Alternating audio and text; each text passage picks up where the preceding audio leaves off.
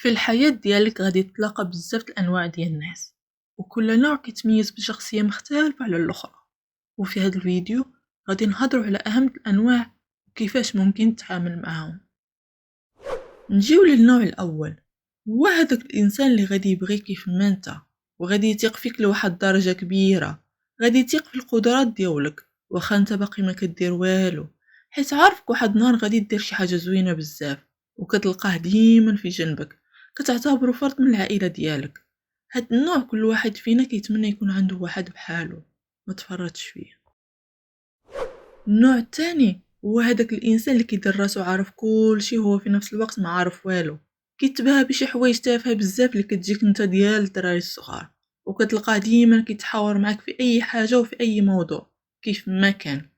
وهاد النوع كتلقاه دغيا كيتقلق، بحال هذا غير سلك معاه وصافي. ندوزو للنوع الثالث، هو هذاك الانسان اللي ما عنده عقل، دافع تريب، ومسوقش وديما معطل وغير ضاحك، وعقله ثقيل، خاصك تبسط معاه الهضره ديال بصح. واغلبيه ديال هاد الناس كيكونوا مقبولين فين ما مشاو، حيت غير كيضحكوا خالقين السعاده بزيرو درهم. هذا غير خليه هو اللي كيفوجها عليك.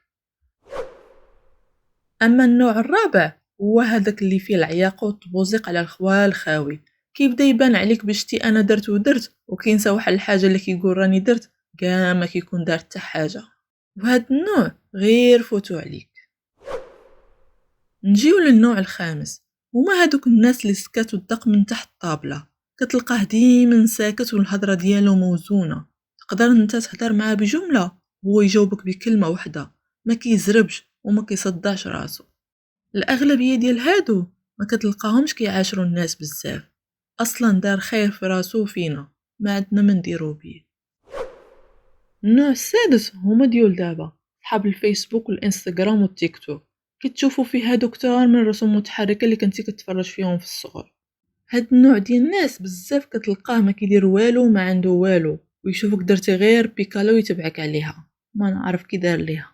وبزاف الهضره تقدر تخليك تزيد غير شويه وتفرشخ وانت ما عارفش راسك علاش تفرشختي، حيت لا تبعوك العرب على شي حاجه غير خليها وهرب من الاحسن. هاد النوع غير تفرج فيه وصافي، ماشي ديال العشره. النوع ديال الناس اللي كيعجبني يكونوا دايرين بيا ومعاشر معاهم هما النوع الاولاني والنوع الثالث. بحال هادو كترتاح معاهم وما كتحش براسك راك مقلق او مزير، بحال هاد النوع هما اللي كيتعاشر معاهم.